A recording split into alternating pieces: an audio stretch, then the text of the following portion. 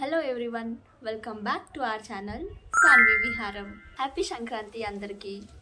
అందరూ ఎలా ఉన్నారు? నేనైతే చాలా హ్యాపీగా ఉన్నా. సో ఈ 3 days సంక్రాంతి పండుగలో ఫస్ట్ డే భోగి అయితే సక్సెస్ఫుల్గా కంప్లీట్ చేసేసుకున్నాం.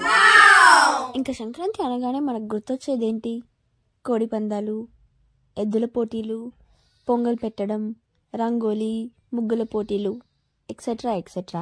మీరందరూ సంక్రాంతి ఫెస్టివల్ చాలా హ్యాపీగా సెలబ్రేట్ చేసుకున్నారనుకుంటున్నా. సో మేము ఎలా సెలబ్రేట్ చేసుకుంటున్నామో ఈ వ్లాగ్లో చూపిస్తాను రండి. ఇంకా పండగ అనగానే మనకు ఫస్ట్ గుర్తొచ్చేది ఇంటి ముందర ముగ్గులు వేయడం. ఇంకా సంక్రాంతికి పొంగలే మెయిన్ కాబట్టి నేనైతే ఇంటి ముందర పొంగల్ ముగ్గు అయితే వేసేసాను. మేమందరం ఇప్పుడు ఒక ప్లేస్కి అయితే వెళ్తున్నాం. అదేంటి అంటే మేమందరం కలిసి ఇప్పుడు ఒక టెంపుల్కి వెళ్తున్నాం.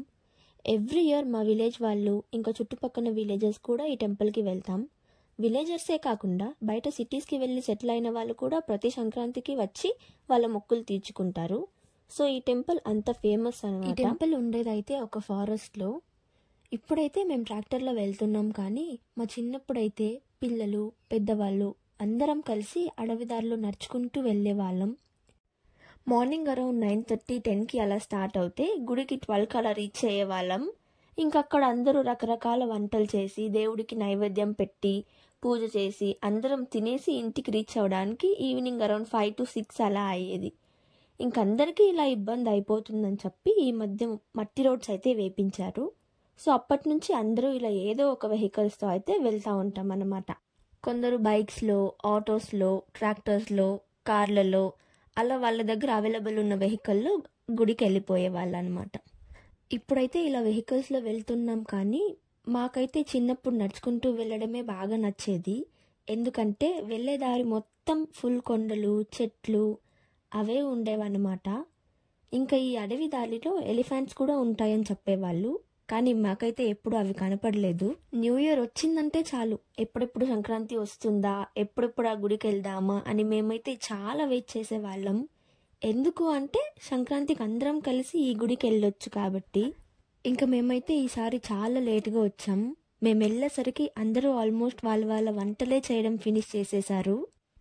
ఇంకా ఇది వచ్చేసి ఇక్కడ ఉన్న చిన్న పాండ్ అనమాట. ముందైతే ఇక్కడ లోటస్ కూడా ఉండేది, కానీ ఇప్పుడు అలాంటిదేం కనపడడం లేవు. అలానే ఫుడ్ ప్రిపేర్ చేయడానికి కావాల్సిన వాటర్ కూడా ఇక్కడ నుండే తీసుకునే వాళ్ళం, కానీ ఇప్పుడైతే బోర్ వాటర్ ఫెసిలిటీ కూడా పెట్టించారు. కానీ చూడండి, ప్రాపర్ మెయింటెనెన్స్ అయితే అస్సలు లేదు. ఈ గుడి పేరు వచ్చేసి అబ్లేశ్వర స్వామి గుడి. ఇక్కడ నరసింహస్వామి కొలువై ఉంటారు. ఇక్కడ గుడికి వచ్చినప్పుడు అందరం నామాలు పెట్టించుకోవాలి. సో బొట్లు పెట్టే చోటుకి నేను, మా అమ్మ, అక్క, పిన్ని అందరం కలిసి వెళ్ళిపోయాం. నేనేమో 3 నామాల్లాగా బొట్టు పెట్టించుకుంటా అంటే మా అమ్మేమో అలా కాదు, అమ్మాయిలు చిన్న బొట్టే పెట్టించుకోవాలి, చిన్నగా ఒక నామ పెట్టించుకో అనేసి అంటా ఉన్నారు. అక్కడ 2 నామాలు వేస్తూ ఉంటే అందులో ఒకరేమో మా రిలేటివే. ఆ అన్నేమో నీకు పెద్ద నామాలు పెట్టేస్తా అని అంటా అంటే, లేదు నాకు చిన్నగా పెట్టండి అనేసి అంటా ఉన్నా.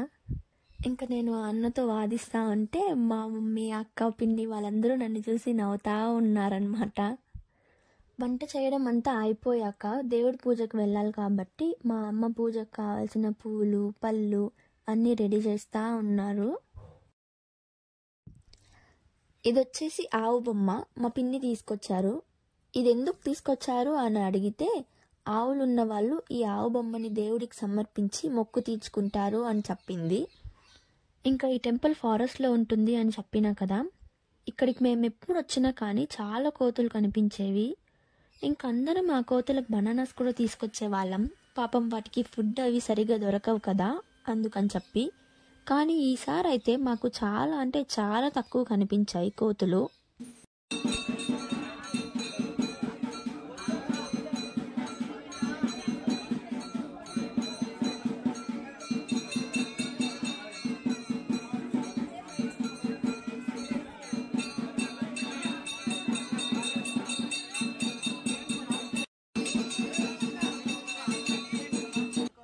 ఫస్ట్ అయితే మెయిన్ గుడిలో పూజ చేసుకుని ఆ తర్వాత గుడి ముందరున్న దేవుడికి అయితే పూజ చేస్తాం.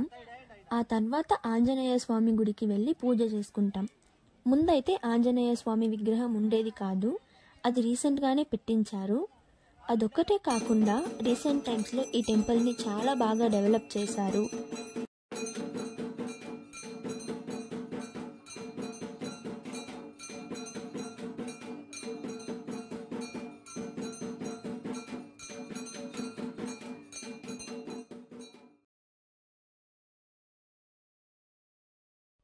ఇక్కడ చాలా మంది చాక్లెట్స్ తెచ్చి చల్లుతారు. దాన్ని పిల్లలు, పెద్దవాళ్ళు అందరూ వెళ్ళి కలెక్ట్ చేసుకుంటా ఉంటారు. చాక్లెట్స్ చల్లడమే కాకుండా బొరుగులు, శనగపప్పు లాంటివి కూడా అందరికీ పంచుతారు. ఎందుకు ఇలా చేస్తారు అంటే ఏదైనా మొక్కుబడి ఉండి వాళ్ళ మొక్కులు తీరిన వాళ్ళు ఇలా చేస్తారు. వర్షాలు బాగా పడాలి అని మొక్కుకునే వాళ్ళు శనక్కాయలు కూడా చల్లుతారు.